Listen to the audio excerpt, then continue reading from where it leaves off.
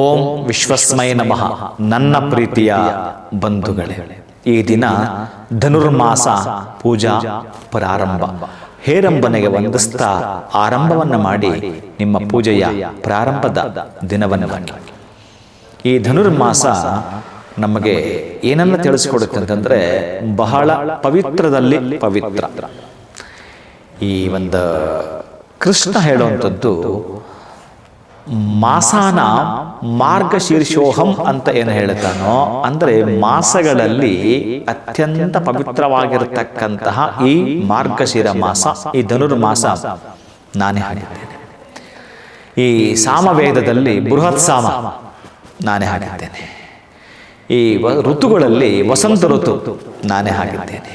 ಈ ರೀತಿ ಬಹಳ ಪಾವಿತ್ರತೆ ಏನಿರುತ್ತೋ ಭಗವಂತ ನಮಗೊಂದು ವಿಶೇಷ ಸೂಚನೆ ಕೊಡ್ಲಿಕ್ಕೆ ಬರ್ತಾನೆ. ಎಚ್ಚೆತ್ಕೊಳ್ಳಿ, ಹೋದ ಸಲ ನೀವು ಎಚ್ಚೆತ್ಕೊಳ್ಳಿಲ್ಲ, ಈ ಸಲ ಆದರೂ ಎಚ್ಚೆತ್ಕೊಳ್ಳಿ ಅಂತ ಅವ ನಮಗೆ ಈ ಮಾರ್ಗಸೂಚಿಯಾಗಿ ಕಾಣಿಸ್ಕೊಳ್ತಿರುತ್ತಾನೆ ಭಗವಂತ. ಅಂತಹ ಧನುರ್ಮಾಸದಲ್ಲಿ ನೀವು ಒಂದಷ್ಟು ತುಳಸಿಯನ್ನ, ಅದರಲ್ಲೂ ದ್ವಾದಶಿ, ಇವತ್ತಿರ್ತಕ್ಕಂತಹ ನಕ್ಷತ್ರ ಸ್ವಾತಿ ನಕ್ಷತ್ರ, ಆ ಸ್ವಾತಿ ನಕ್ಷತ್ರ ನರಸಿಂಹಸ್ವಾಮಿಯದಾಗಿದ್ದರೂ ಅದರ ಅಧಿಷ್ಠಾನ ದೇವತೆ ರಾಹು. ಅದಕ್ಕಾಗಿ ನರಸಿಂಹಸ್ವಾಮಿಯ ದೇವಸ್ಥಾನಕ್ಕೆ ಒಂದಷ್ಟು ತುಳಸಿಯನ್ನ ಕೊಟ್ಟು ಬರ್ತೀನಿ ಅಂತಂದ್ರೆ, ಸತ್ಯಜ್ಞಾನ ಸುಖ ಸ್ವರೂಪಮಲಂ ಕ್ಷೀರಾಬ್ಧಿ ಮಧ್ಯೆ ಸ್ಥಿತಂ ಯೋಗಾರೂಢಮತಿ ಪ್ರಸನ್ನ ವದನಂ ಭೂಷಾ ಸಹಸ್ರೋಜ್ವಲಂ ತ್ರಾಕ್ಷಂಸಾ ಭಯಕರಾನ್ ಬಿಭ್ರಾಣ ಮರ್ಕಚ್ಛವೀಂ ತಂ ಭೂಮಿ ಪಣೀಂದ್ರಮಿಂದು ಧವಳಂ ಲಕ್ಷ್ಮೀ ನೃಸಿಂಹಂ ಭಜೇ.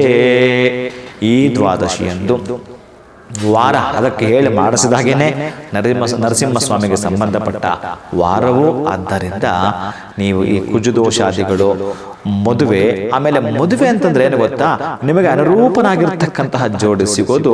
ಆಮೇಲೆ ಅಲ್ಲಿ ಏನಾದ್ರೂ ಕಂಟಕಗಳಿದ್ರೆ, ಮದುವೆ ಆದ್ಮೇಲೆ ಕಂಟಕಗಳಿರ್ತಾವಲ್ಲ, ಅವು ಕೂಡ ನಮಗೆ ಮುಂದಿನ ಜೀವನದಲ್ಲಿ ಕಾಣಿಸಿಕೊಳ್ಳಬಾರದು ಅಂತಂದ್ರೆ ದ್ವಾದಶಿಯಂದು ಒಂದಷ್ಟು ತುಳಸಿಯನ್ನು ಕೊಡುವಂಥದ್ದು, ಒಂದಷ್ಟು ತೊಗರಿಯನ್ನು ಕೊಡುವಂಥದ್ದು, ಅನ್ನದಾನ ಆಗ್ತಿದ್ರೆ ಒಂದಷ್ಟು ಬೆಲ್ಲ ನಿಮ್ಮ ಶಕ್ತಿಯಾನುಸಾರ ಕೊಡೋದು.